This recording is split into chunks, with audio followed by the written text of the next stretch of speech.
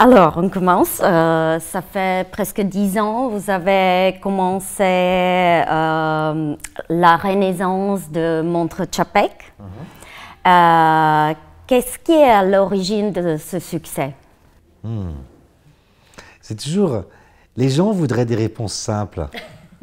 Les gens pensent qu'un CEO génial va venir avec une phrase incroyable et qu'il va faire « waouh » comme ça. C'est comme ça. La réalité, elle n'est pas comme ça. La réalité, c'est que les CEO sont des gens normaux et c'est que c'est beaucoup de travail,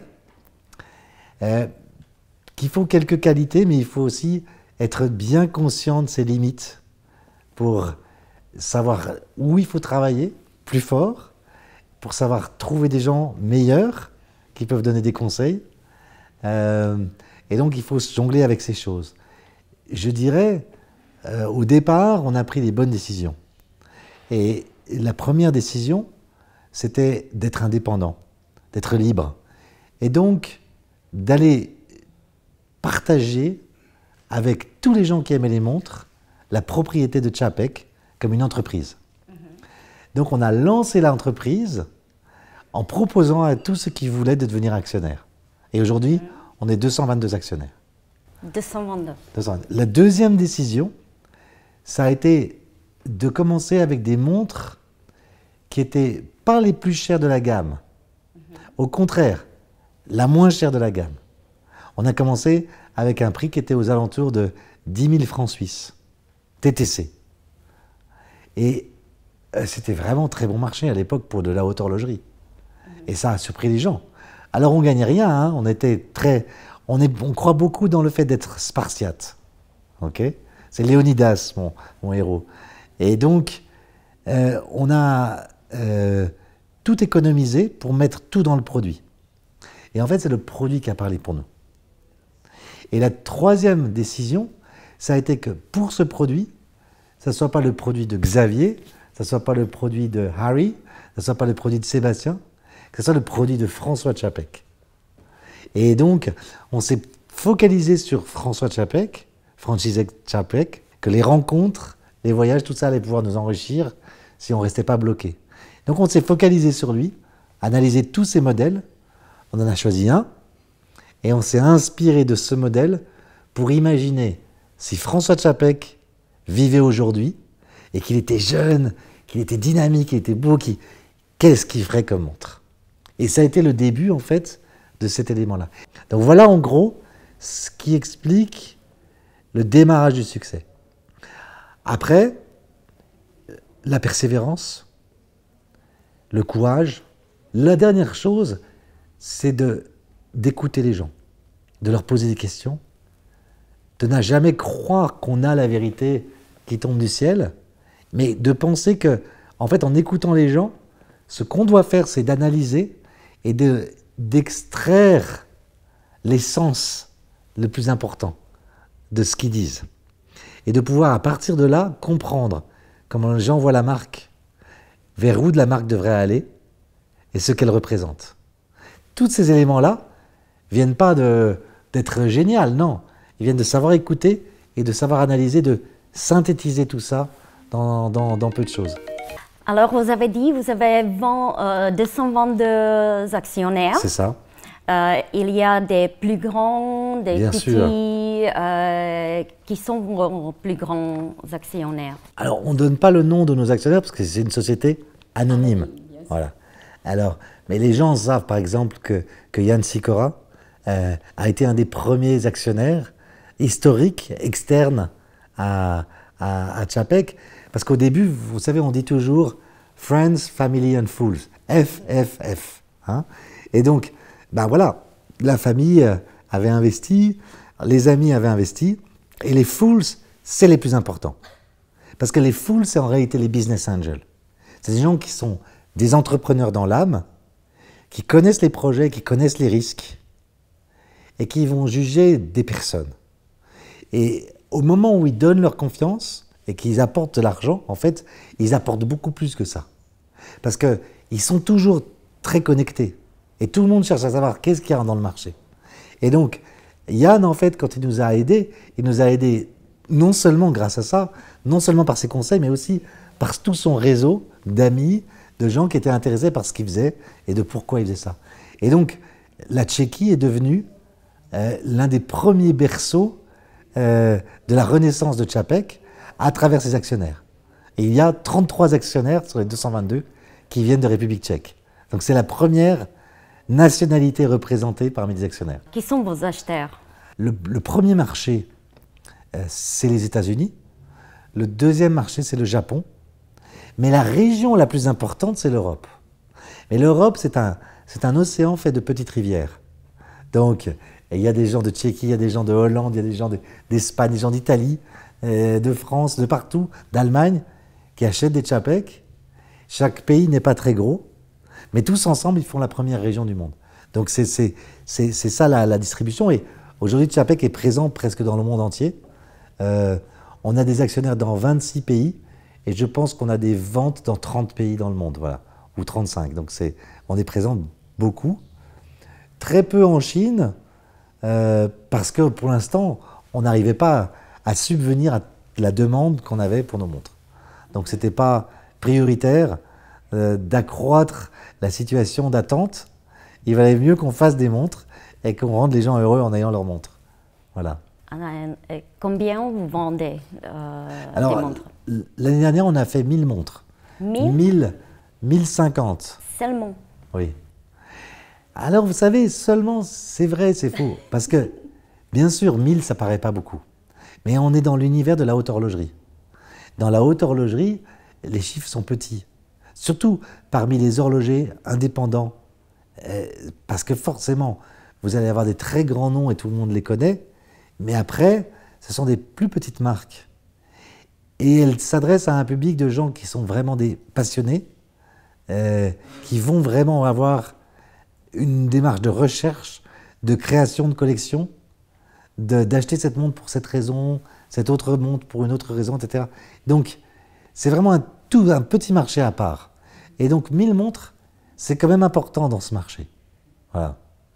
Donc, ils les achètent comme un investissement ou plutôt c'est la passion ou... Alors, c'est la passion, mais c'est très important que la montre garde sa valeur, voire augmente sa valeur avec le temps.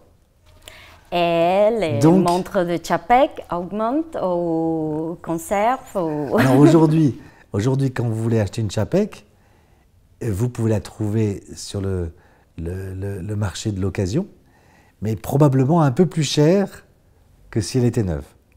Mais pour avoir une montre neuve, il faut attendre 1 à 2 ans. 2 ans? Entre 1 et 2. Donc vous avez une liste d'attente. Oui, long. On a 1950 montres à faire. Dans les 2 ans qui viennent. Oui, exactement.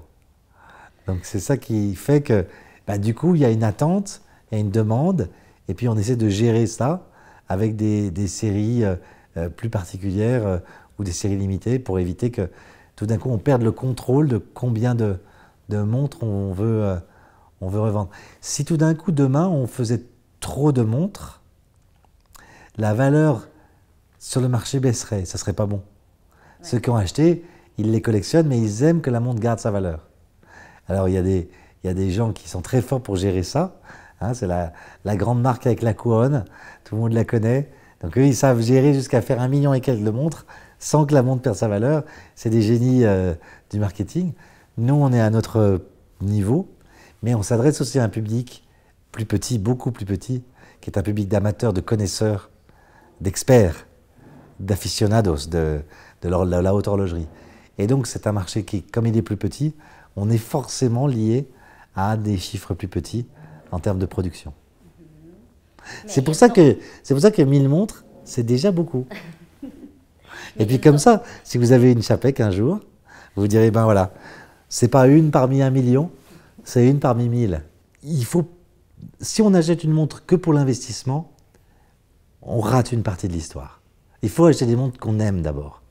Mais après, il faut les choisir intelligemment en cherchant parmi ces montres que j'aime, lesquelles vont avoir la meilleure tenue de leur investissement, vont augmenter en valeur, vont rester rares, vont rester uniques. Et donc, il faut toujours équilibrer les deux. C'est la bonne façon d'acheter.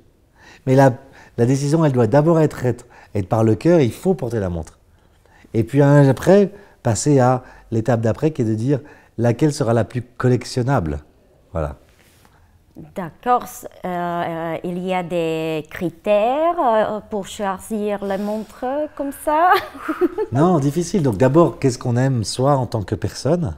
Et après, écouter, demander, comprendre comment le marché évolue, vers quel modèle il va y avoir une évolution de la demande et qui va faire que le prix en second marché, en seconde main, va augmenter. D'accord. Quelle marque, pas marque, votre marque, quel Quel modèle Ah ben, par exemple, quand on prend les modèles aujourd'hui, le modèle qui a fait beaucoup parler de Čapek, c'est l'Antarctique.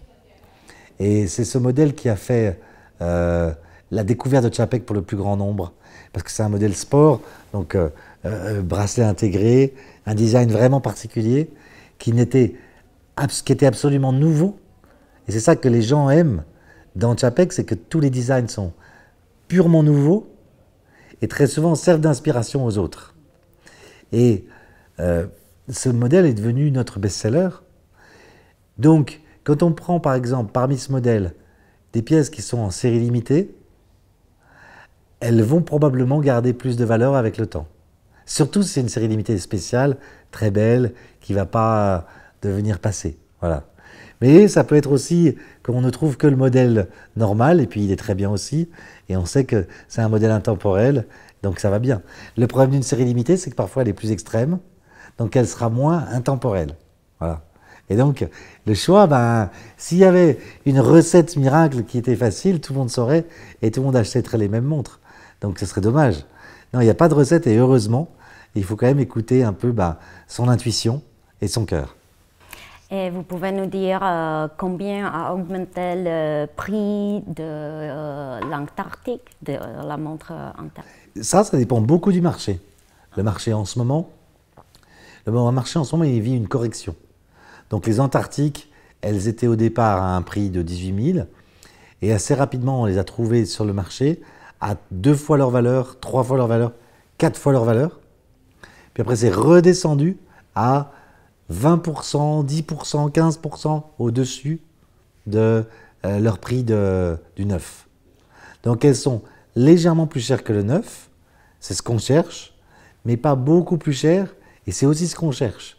Parce qu'on veut que ça reste rationnel. Ne pas être connu dans cette boutique, ne pas avoir passé sa commande il y a longtemps, voilà. C'est normal qu'il y ait un prix pour ça. C'est le prix de la disponibilité immédiate. Voilà.